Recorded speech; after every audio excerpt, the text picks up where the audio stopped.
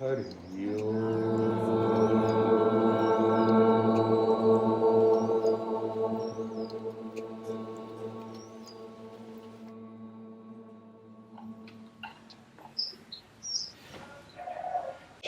Opening the heart is a metaphor of opening that little shell that we are creating. That me, I, me, my. That little bubble that we have created and keep alive by thinking about it all the time. We are growing up in this world, and from the beginning we are bombarded, poor little baby, still totally innocent and open, is bombarded with all that stuff from the adults, functioning exactly from that perspective, me, I, me, mine. And invariably we are being pushed to do the same. And while we're growing up, that beautiful innocence that has been there, that was there with everyone. As a little baby, it's there, it sparkles, they function in bursts, it's coming in just in harmony with existence. But then after that we start to think and are being told what to do, not to do, what to be, not to be. And there we start to form that idea of that me. And once it's formed, and if we are not observant, but just go along with the current, once it's formed, it has the tendency that the attention, that the energy, that the thoughts, they are just turning around that all the time. From the moment one wakes up till we go to sleep, I, me, mine, and all my connections, my little advantages that I can squeeze out. Opening the heart means to stop doing that. Opening the heart means to become aware. That's why we are suffering. Consciousness naturally is expensive. If we are not standing in the way, we don't have to do anything about it. Consciousness is simply expansive. The experience is expanding all the time. This is the natural movement of consciousness. And by holding on to that little bubble and always being concerned about the me and yesterday and what the fellow said to me and what are they thinking about me and am I going to be successful and all that ramba is keeping consciousness locked in that little bubble, and naturally it is painful. It is unnatural for consciousness. And opening the heart, it doesn't mean anything else but learn not to do that anymore. Let consciousness expand. It has the tendency that you feel special in this region, but it need not.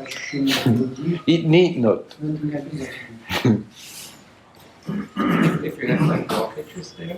Sorry? If you have like blockages there, or if it seems constricted? Many people have blockages in the body from the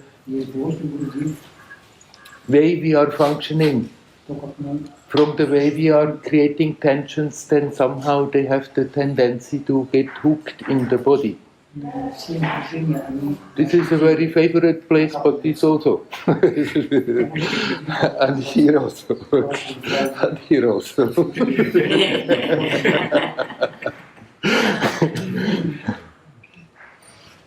And it can happen that when you start to become quieter, that you feel all kinds of strange stuff, strange tensions in the body. Don't get afraid of it, just see it. Don't try too much to go into it and dig into it, but just relax. Relax your whole body, relax your whole system. Relax your legs and feet. And then the whole rest of the body starts to relax. And if you relax physically, you relax energetically. And if you start to relax energetically, then this starts slowly, automatically undo these knots that we have created. Sometimes for a moment you may go into it, but then that get locked and try to desperately undo that thing. Just see it and then come withdraw again rather and just relax your whole being as good as you can. And in that way gradually also those physical energetic blocks, they are opening and disappearing.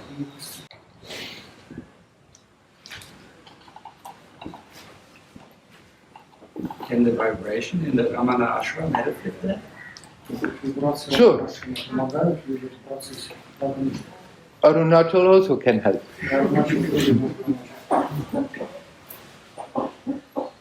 It's still, you cannot go into Ramanashram or sit on Arunachala and think, oh yeah, a fellow is doing the job for me. It's still your job to bring the attention home, become aware of it. And then if you are in a favorable place, then you have also support that it may be easier. You can create that in your own home wherever you are. In Germany. That you have that atmosphere that is building up more potential and just being in harmony, and then you have Ramanashram or Arunachala at home. Still, undeniable, there is a special energy around this mountain. The essence is everywhere the same, but how it is manifesting is energetically different. And this is a power place. There are also power places, but they do the opposite. I mean, a bustling city is also a power place, but it has more the tendency to pull the attention away from that.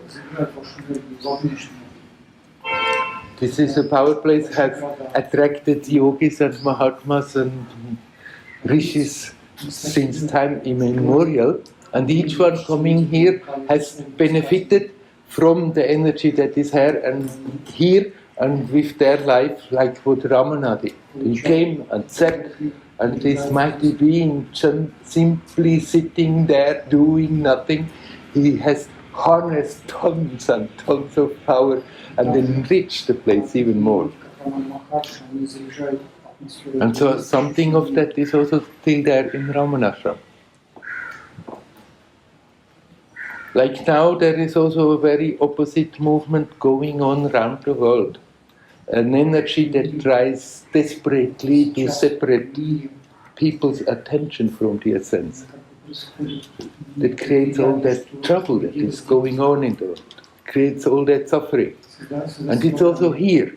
So even now here in Ramanashram it has both. It has that beneficial energy, but it has also that other energy. And it's up to each one who goes there to open up to the good one, because otherwise, wherever you are, if you open up to the negative, there is something that was always there, that is right now extremely keen and ready to come in and make it worse. But the opposite also. There's something very powerful, beautiful, getting stronger and stronger, and also ready to come in and help and support. And it's up to each one whether we are opening up to negativity and destruction, or whether we are opening up to harmony, to peace and love and expansion. Destruction is contracting the consciousness and creates pain. Love, harmony is making consciousness expand. And automatically, naturally, without having to be produced, is simply intrinsically joyous. So even in Ramanashram, it's up to us whether we are opening up on the right side.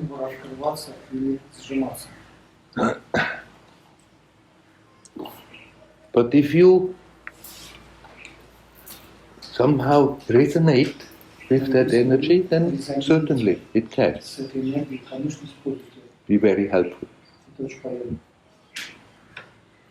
So how did this beneficial energy from the place manifested itself? How did it happen that this place is so special?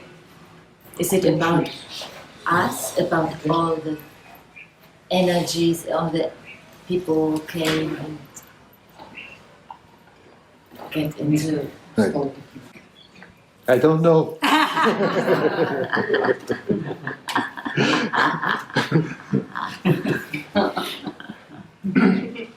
I know it's there. I know people can benefit. And the other aspect, is it simply we, the people who bring it there, that is also happening. Everybody who comes and connects with innocence is enriching that. Benefiting from it, but also enriching that. But it's already there before that. But the earth is also a living being. It's not simply stones and water and sand. Earth is also a living being with an energetic body. And it has places where it's manifesting in a very special place. How this came about, I don't know.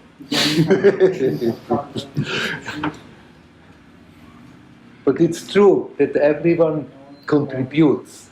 We benefit and we contribute. It's a dynamic process that is going on all the time. And Arunachala somehow, there is even an Arunachala Purana. They're telling stories that in ancient times rishis were doing tapas here and Shiva himself was doing tapas here. And Arunachala himself is Shiva.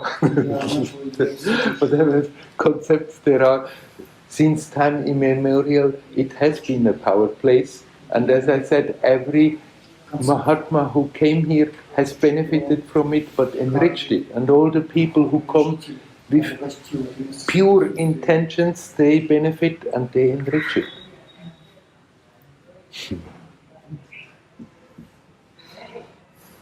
That's why places of worship do make sense. People come together with good intentions and somehow it gains its own strength.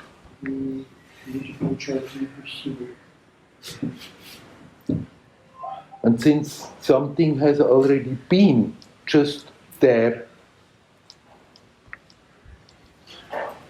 it has become stronger and stronger, and I guess it's going to be an important spiritual center in future too.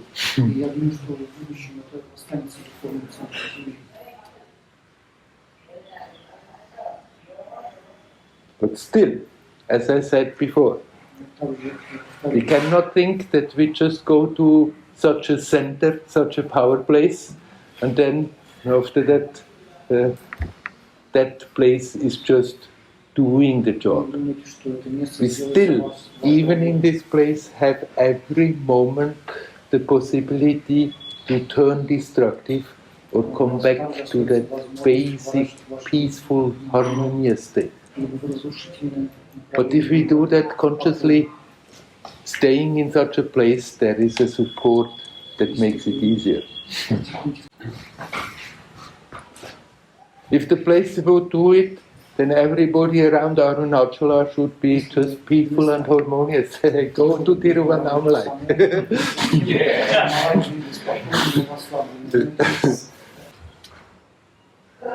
But even in this bustling, noisy place, Tiruvannamalai, that basic, intense power is still there. We can also, in the midst of that, open up to that, and it's still supporting.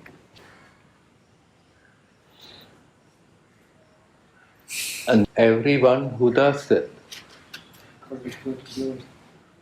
everyone who sincerely turns the attention back to the source, And not only those who are really established that it doesn't could slip off, but everyone who sincerely does that is not only making one's own life more harmonious and peaceful and joyous, but is radiating something and makes it easier for others, for those around, and ultimately does a service to the whole manifestation.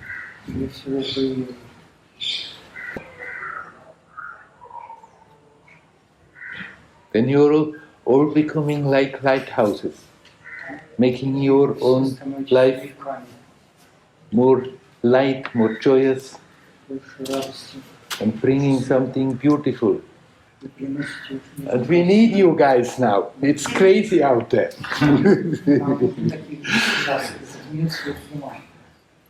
Don't let yourself be pulled down into despair looking what's going on. If one looks out and sees what's going on, one could easily think, oh, it's hopeless, it's terrible, it's unrepairable.